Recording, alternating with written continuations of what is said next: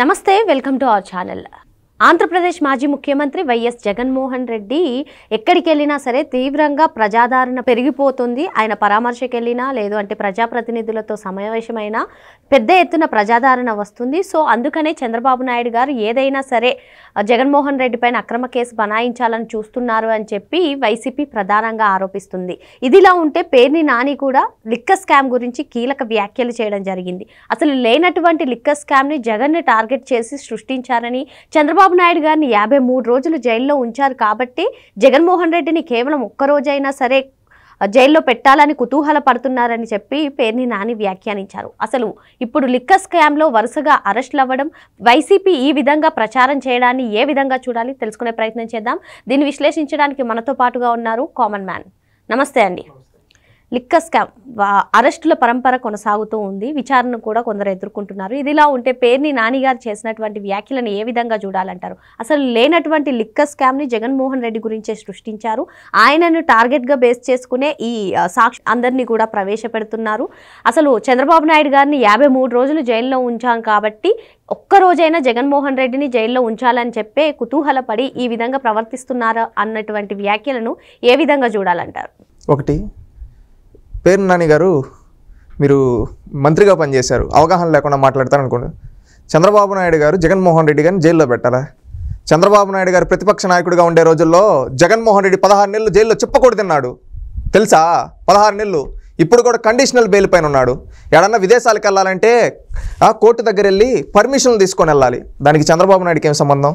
Enforcement directorate, central bureau of investigation, స్వతంత్ర ప్రతిపత్తి సంస్థలు ఆ మాత్రం తెలియకుండా నువ్వు ఎమ్మెల్యేగా మంత్రిగా చేసావు. సిగ్గుండాలి.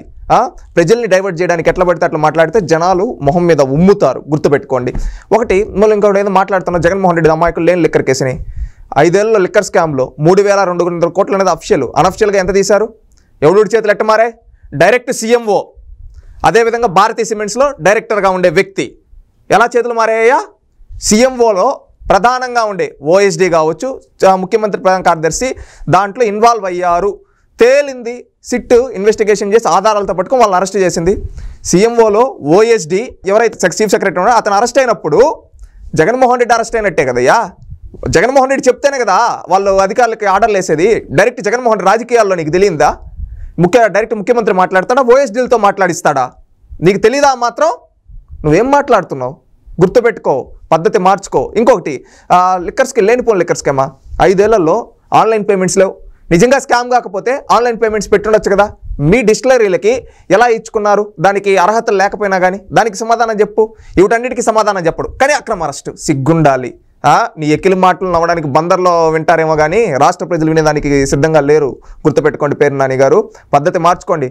నువ్వేదో మీరు చంద్రబాబు నాయుడు గారిని 53 రోజులు కక్ష సాధింపు చేసి పెట్టారు. ఈ రోజు వరకు ఆధారాలు చెప్పలేదు కదయ్యా. 53 రోజులు పెట్టి మా దగ్గర ఆధారాలు లేవని చెప్పే కదా బెయిల్ ఇచ్చింది.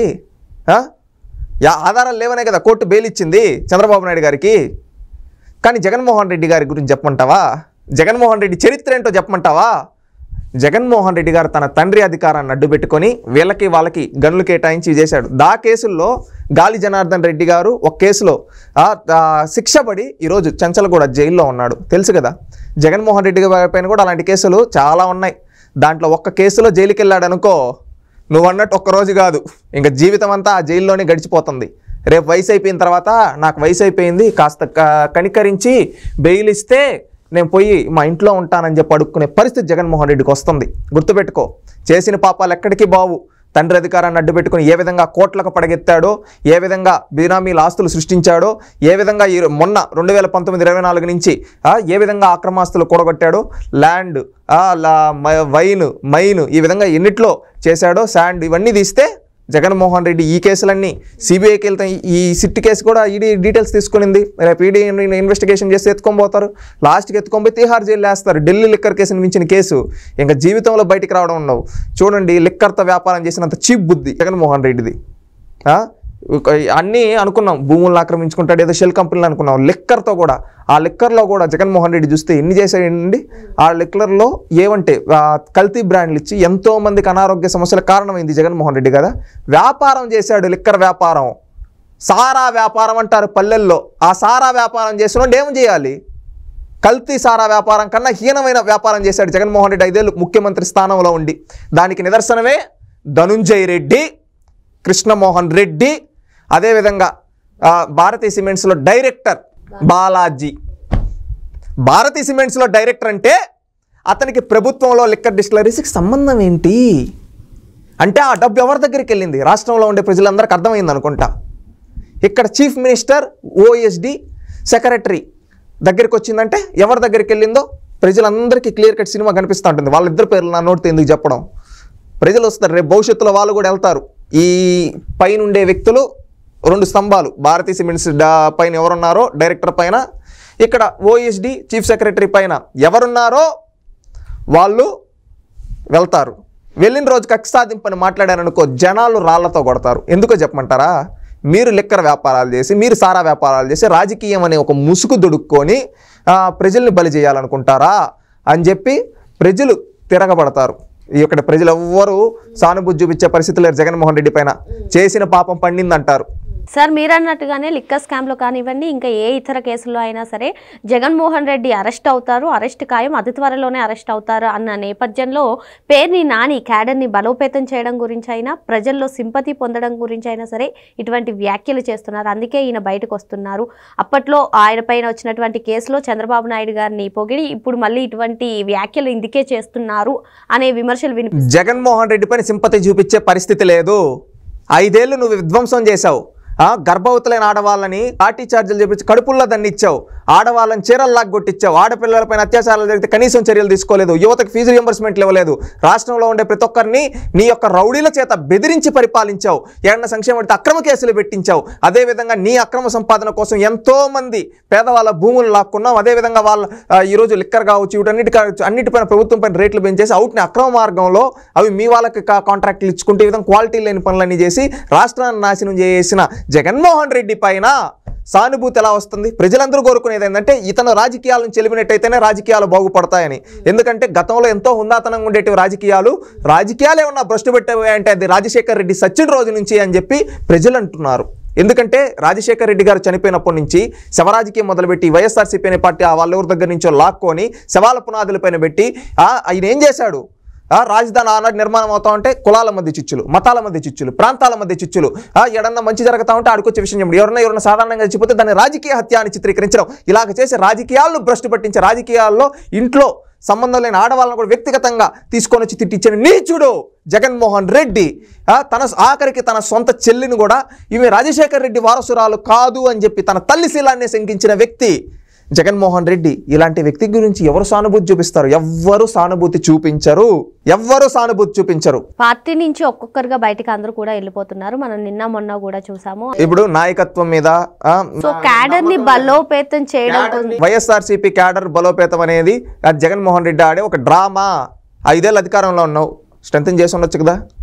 ఒకటి వైఎస్ఆర్సీపీ కార్యకర్తలు కూడా ఆలోచించండి. ఈరోజు తెలుగుదేశం పార్టీని ఒకసారి చూడండి. ఎందుకంటే తెలుగుదేశం పార్టీ నేను తీసుకొని వస్తానంటే తెలుగుదేశం పార్టీ అధికారంలో ఉన్నా లేకపోయినా కార్యకర్తల పక్షాన్ని నిలబడుతుంది, కార్యకర్తల కోసం నిలబడింది. ఈరోజు జగన్మోహన్ రెడ్డి ఏంటంటే వాళ్ళ వైఎస్ఆర్సీపీ క్యాడర్ కింద ఉండే వాళ్ళు చాలామంది ఏమంటున్నారు, తెలుగుదేశం పార్టీ లోకేష్ ఏమో అంత హెల్ప్ చేస్తున్నారు, వీడేం కనీసం హెల్ప్ చేయలేదంటే డ్రామాల కోసం ఈరోజు సానుభూతి మాటలు చెప్తున్నాడు తప్పితే నిజంగా తన జోబుల నుంచి ₹1 తీసి పెట్టే ప్రసక్తి లేదు జగన్మోహన్ రెడ్డి. ఎందుకంటే జగన్మోహన్ రెడ్డిని తాను సంపాదించుకోవాలి, తన ఆస్తులు పెంచుకోవాలి అనే ఉద్దేశంతో ఉండే జగన్మోహన్ రెడ్డిని ప్రజలు వాళ్ళ పార్టీ కార్యకర్తలు కూడా నమ్మే పరిస్థితులు లేరు. వాళ్ళ పార్టీ క్యాడర్ యాడ్ ఉంది, ముఖ్యంగా క్యాడర్ యాడ్ ఉంది.